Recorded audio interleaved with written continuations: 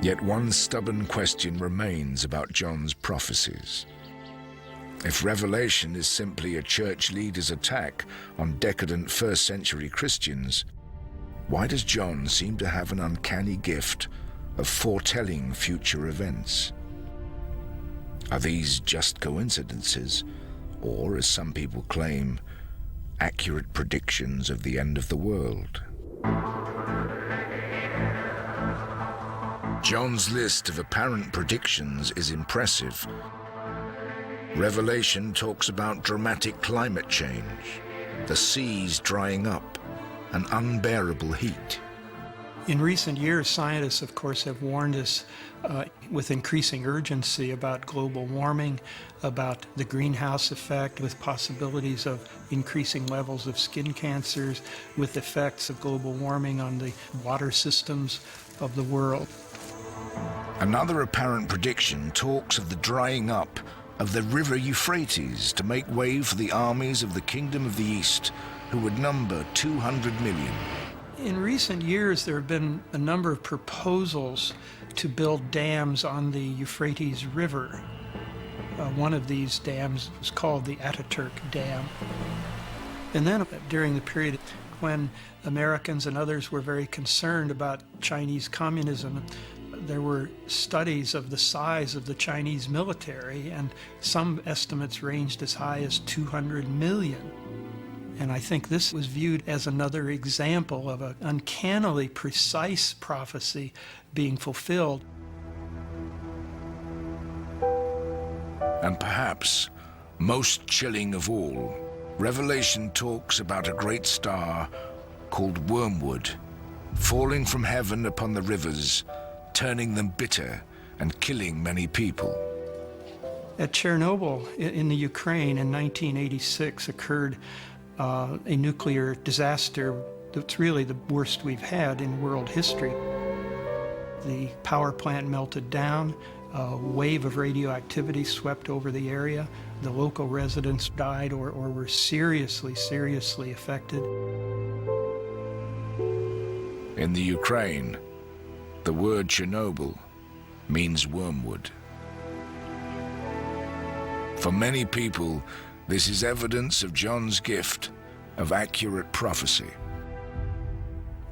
If you believe the prophecies, in fact, are delivered by God and that they tell us about future events, if we can interpret them correctly, then all events unfolding in the world take on a particular spiritual significance. But for some scholars, the evidence from history contradicts the idea that John had a gift for prophecy. For 2,000 years, Revelation has been used to set a time for what some see as John's ultimate prophecy, the date for the end of the world. And it's clearly not been right yet. Down through the ages, there have been almost endless examples of people and individuals who've thought they could identify the specific date when the end would come.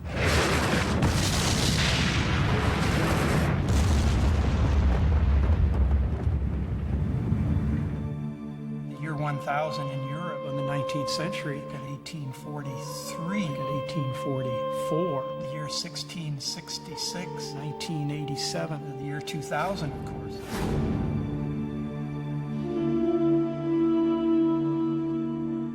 Many scholars believe that John's prophecies were not intended for the 21st century reader at all, but for the first century church. He tells that audience that what he's narrating are the things that are about to happen soon. That claim occurs at the very beginning of the book, in the first verse, and also in the last chapter, so that he believed he was living in the climatic moments of history. I think John would have been surprised that we're talking about his book today.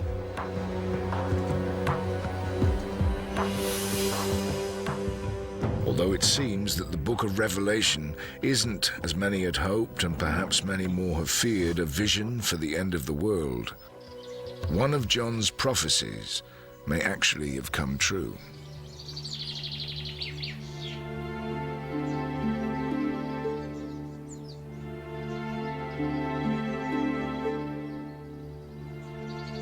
In the ruins of Ephesus, fallen statues were discovered, statues of the Emperor Augustus and his wife Livia. They had been vandalized. The pagan imperial god had been marked with the sign of the cross.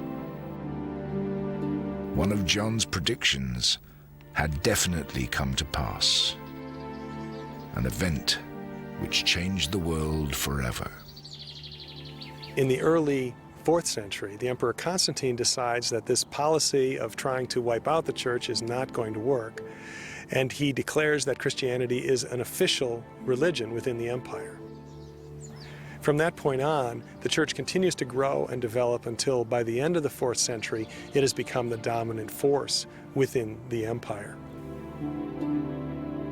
John's vision that the Roman Empire would fall, the beast would be defeated, and God's church would triumph, did after all come true.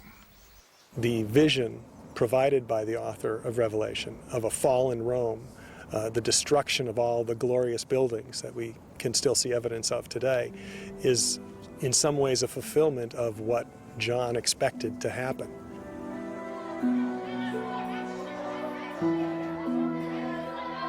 John of Patmos, the angry exile, may not only have predicted the end of the pagan empire, he might have played a part in its downfall by giving Christians the courage to make it happen.